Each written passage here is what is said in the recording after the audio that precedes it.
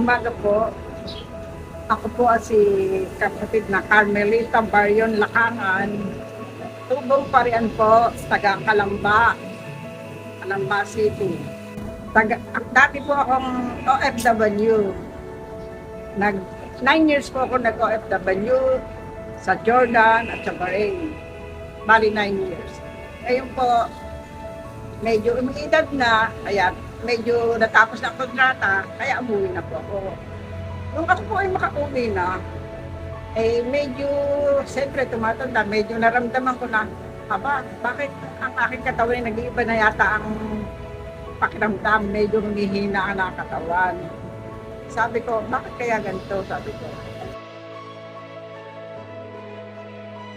bilang karaniwang may bahay, siyempre, nakikipag-ano ko sa mga kaibigan, nakikipag-usap, ay may nag-anyaya sa akin.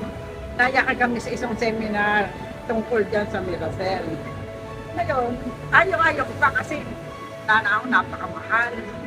Pero sa hindi ko akalain, ako'y mapasama ng di oras.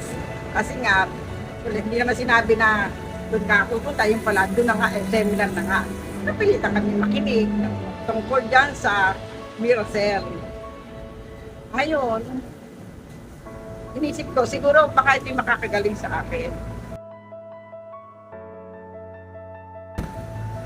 Pinahiram muna niya ako ng 5 pieces na sachet. Tinake ko. Parang nag-iiba yata ang pakiramdam ko. Sabi ko, teka nga, makabili pa ng 1 box. Kahit na medyo mahal, kaya-kaya naman pag talagang gusto. Ngayon tinaray ko.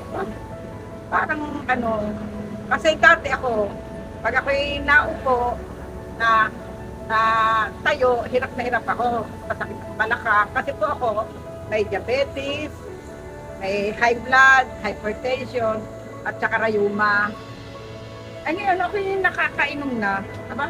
Parang pag ako'y naglalaba at natayo, hindi na yata ako nahihirapan tumayo. Medyo bigla na ang pagtayo ko. Sabi ko ba, ang ganda yata nito. Talagang kailangan magtuloy-tuloy ako ng Panginoon. Ayun, hanggang sa naramdaman ko ba, iba ng pakiramdam ko, malakas na ako ngayon, sabi ko. Tuloy-tuloy ako ng Panginoon hanggang sa nagpa-check up uli ako sa doktor na tungkol sa aking sakit nga. Nalaman ko na, maganda ang resulta ng iyong yung pagmamedical ko. Medyo nabawasan yung aking diabetes at saka medyo bumabait na ako kasi dati ako may nitirang ulo. Ngayon, parang yung aking utak yata, medyo bumabait na ako ngayon. Kaya salamat sa Miracel. Kasi kung hindi sa Miracel, wala ako ngayon dito. Hanggang sa ngayon, patuloy po akong bignon. Kaya sana, kung sino man makakarinig sa akin, nakakakilala sa akin, huwag kayong makatubiling. Mag-try ng Miracel at kayo rin makagagay sa akin, medyo gagaling din kayo.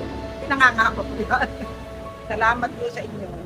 To learn more, we invite you to join our free health seminar via online. Message our Facebook page.